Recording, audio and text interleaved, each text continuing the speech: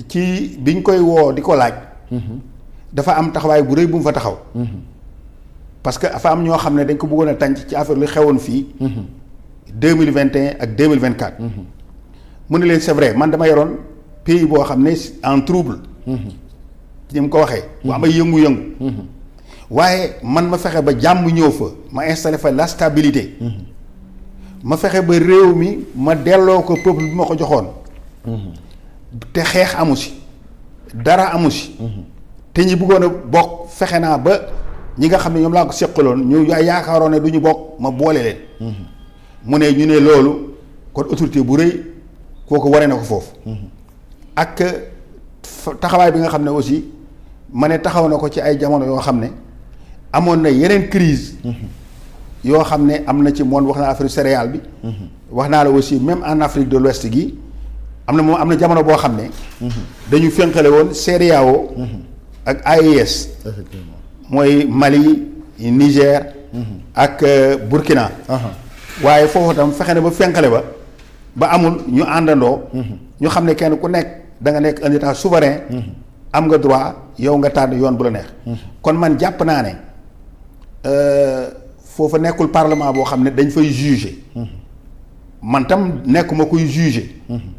mais jàpp naa ne taxawaay ba mu fa taxaw li nga xam ne ñu ngi koy laaj. loola taxawaay dina ko mat sëkk. mais par rapport à l'audition ba nga dégloo vraiment est-ce que réponse Macky Sall yi quand même c'était des réponses convaincantes. non xam nga li tax réponse yi. 193 pays la. nee naa la moom 44 pays ñoo taxaw jàppale ko. effectivement 184 pays. 193 pays.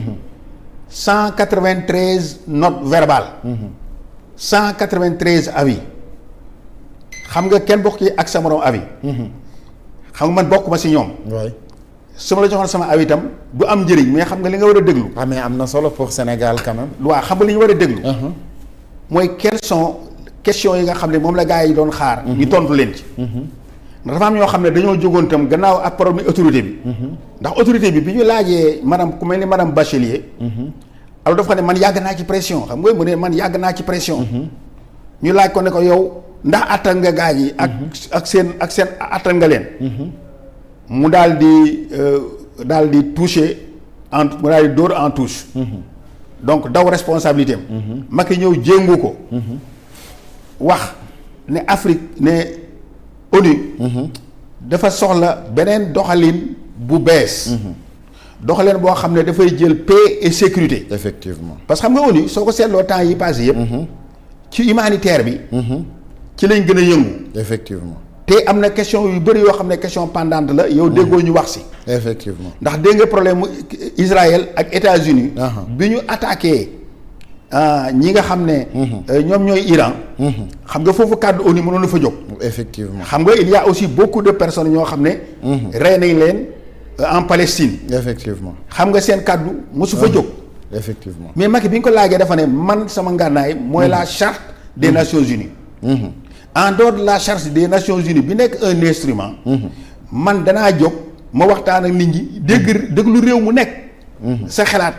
pour ma xam nan la ñuy doxalee yow. ba réew mi ba ñun ñu am la ñu bëgg. effectivement parce que xam nga am na point yu sensible yu rëy yoo xam ne mi ngi fi. ndax gis nga les États-Unis d'Amérique. financement yu bëri arrêté nañ ko. effectivement agence yu bëri tëj nañ ko. organisation mondiale de la santé financé tuñ ko. mais loolu yëpp ça demande de l'autorité. te Macky en répondant à ce problème d'autorité en mettant la main dans les problèmes qui touchent l'ONU. il donne un espoir à tout le monde. ba pare xam nga moom. dañ ko doon jéem a napp jàpp ko. ci problème mu genre. ñaari problème mu genre moo am. benn problème mu genre bu njëkk bi mooy ñu gars yi ñuy wax ñaari tur yi. les homosexuels seen droit. Macky comme il a dit il respecte la charte des droits des Nations Unies mi nga xam ne mi ngi reposer sur la dignité humaine. sur les droits humains.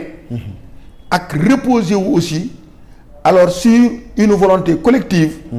des nations yi nga xam ne ku nekk da nga am sa programme boobu am sa xalaat bopp ngeen ànd. effectivement donc il répond parfaitement à toutes ces questions.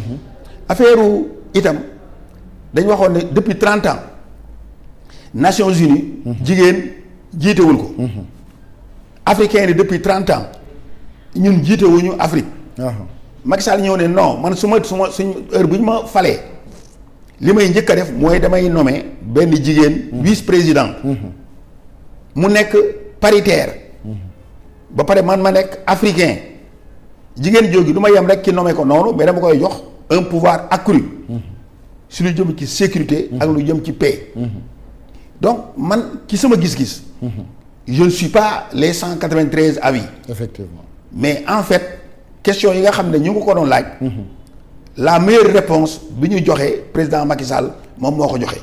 tey lan nga jàpp tey monsieur Farba mooy ay atu président Macky Sall ngir mu mën a jiite ONU moom. non ONU moom ñaari mandat yi. donc fukki at la. ONU dañoo bëgg un adulte. waxuma xale waxuma adulte ci comme waxambaane. mais koo xam ne il a un esprit mûr. Quelqu'un qui est capable de faire face au conflit, qui est capable de faire face au choc. Macky a fait part ay choc yi am Sénégal bu métti la woon. 2021 2024 fexe na ba génn ci. te dara ruusu. xam nga ñoom loolu la Nations Unies di wut. donc il a l'âge mûr ay atam mat na mat boo xam ne moom si boppam mën na jiite ONU li ONU di laaj am na ko te aussi il a la capacité de s'adresser aux grands hommes. ndax yow ba mu méttee ba métti mu am faydaam am fulaam. woo le président Vladimir Poutine. wax ak moom ci affaire Russie.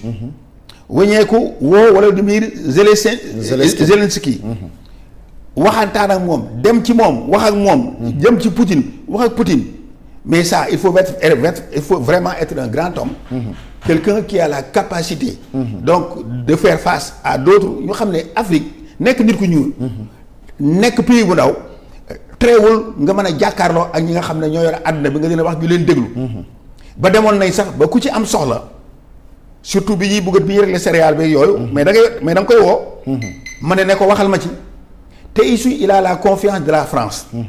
peut-être que France dimension ba mu waroon a am. dans le monde entier nekk une troisième force yoru ko. mais la voix de la France est prépondérante écoutée. parce que président des États-Unis moom rek lay woo régulièrement nee nañ sax moom mooy doomu bàjjanam parce que lu mu yëkkati sànni ko. da koy tooñ souvent. da koy tooñ souvent. te kooku il a été le premier président Emmanuel Macron jox mission spéciale au président Macky Sall pour plusieurs raisons. Nous avons partagé un passé colonial, il est vrai. Mais nous avons partagé aussi un passé post-colonial. C'est l'un des pays qui a accompagné le Sénégal moo jàppale Sénégal. ba Sénégal taxaw. amul benn sénégalais boo xam ne yaa ngi fii ak noo mën a toll buggoo woon a jàngee ji France. amul benn sénégalais boo xam ne solo tey pantalon wala solo chemise te ñoo ko fi indi. amul benn sénégalais ici boo xam ne aussi. alors bi Sénégal di amee ay difficultés ñoom ñooy taxaw. Macky Sall bi mu jógee président Abdoulaye Wade ne bàyyi woon fi dara France ñoo ko jox ñaata téeméer ak ñaar fukki milliards. ne ko jël ko nga def ko ci kees yi nga kon liggéey. donc xam nga ñu mel noonu nga maslaa ak ñoom dafay baax. parce que président Abdoulaye doon nañu wax ne na ngeen fexe ba ngeen am xaritu mag ci seen koñ. su fekkee ne jaaxle ngeen mu digal leen. na ngeen fexe aussi ba am xarit boo xam ne poosam dana diis. soo demee ba sa poos woyof mu jiite la. mu dimbali la. waaye bu leen seen xëbaru ndaw yóbbu ci ngeen dem ba yéenu dong ngeen bëgg di régler seen problème seen bopp. parce que su boobaa da ngeen mos a toll diggante du ngeen gis kenn. mais lan nga jàpp tey moo mën a nekk ay inconvénients yoo xamante ne mun na tey empêcher Macky Sall mu nekk SGO ONU. benn inconvénient rek moo am les 193 états seen avis. ak itam 5 juróom nit ñi nga xam ne.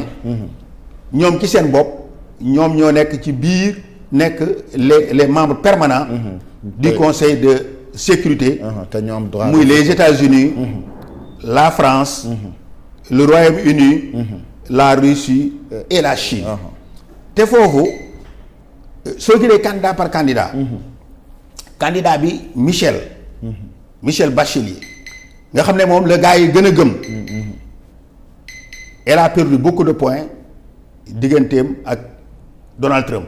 ba gars yi nee nañu veto Donald Trump moo koy xaar ndax dafa jàppante ak administration américaine sur les droits de l'homme jàppante administration américaine sur le climat mu lu nekk mu yàq ko ki nga xam ne alors moom mooy Trump. ba pare mu jàppante ak Chine ci les Ouïghours. donc xam nga ni kooku gaa ñëpp nee nañ pour mu génn ci 5 yooyu. moom dafay metti ki nga xam ne aussi moom la gaa yi ëpp yaakaar. muy Raphaël Grossi. mi jiite agence internationale. bu énergie atomique. mais moom gaa yi dafa ne dafa seetaan. parce que États-Unis ak ki nga xam ne alors moom mooy kii ak Israël bi nga xamee ne ñi ngi attaqué Iran. ci affaire kii bi ci affaire kii bi uranium bi. 2023 dafa taxaw daal di ne uranium mi ngi waaj a am bombe ce qui loolu moo déstabilisé. donc tout te loolu waru koon def. ndaxte moom bi ñu vérifier kenn gisul. ne am na bombe atomique wala am na même fragment de bombe atomique. ba pare aussi ci xam nga kii bi énergie atomique. bi nekk Zaporijia. effectivement boobu tam mooy en Ukraine. moog Russie yàgg nañu frotter foofu. parce que dañuy jàpp ne moom dafa far. dañ jàpp ne sax dafay utiliser agence bu internationale bu énergie atomique. pour di ko campagner. ba tax na moom itam alors veto bu Chine ak veto bu Russie. moom itam mën na daal ci moom. donc il reste une seule femme une outsider muy Rebecca. Rebecca moom mooy ki nga xam ne mooy jiite CNUSET. commerce bi moo tax elle est trop versée dans le commerce. donc je pense que inconvénient bi mu am moom la ñeneen ñi am mais moom moo ëpp chance alors pour mu génn ci. parce que il était en dehors du système des Nations Unies. et ça c'est un atout. parce que le système des Nations Unies moo nekk en cause. et ça d'ailleurs c'est la première fois. waaw ñu am koo xam mosul bokk ci système bi mosul bokk ci système bi. parmi les candidats aussi mosul bokk ci système bi. te système bi moo am problème. te ña fa nekk ba léegi kenn lijjanti ko te kenn ku nekk yor nga